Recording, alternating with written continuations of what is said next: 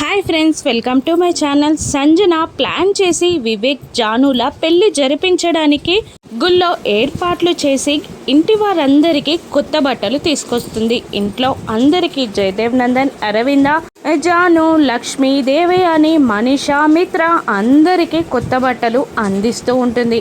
ఏదైనా విశేషమా అని అరవింద సంజనాని అడుగుతుండగా, అవును, చాలా పెద్ద విశేషం. రేపు చాలా మంచి రోజు పెద్దమ్మ, రేపు గుళ్ళో పూజుంది, పూజకి మీరే పెద్దలు అని అంటూ, జాను, రేపు నీకు ఇష్టమైన కలర్ పట్టు చీరుంది, నీకు ఇచ్చిన ప్యాకెట్లో అది కట్టుకొని రావాలి అని అంటుండగా లక్ష్మి సంతోషిస్తూ ఉంటుంది.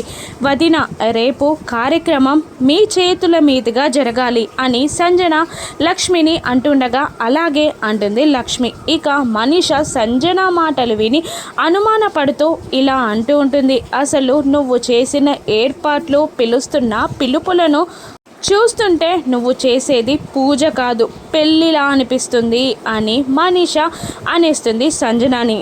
దేవయాని అనుమాన పడుతూ ఉంటుంది. వివేక్ టెన్షన్ పడుతూ ఉంటాడు.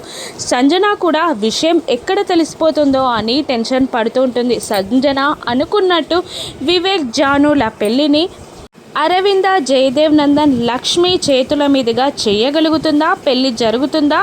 ఆగిపోతుందా? రాను నెప్సెస్లో చూద్దాం. Thank you for watching.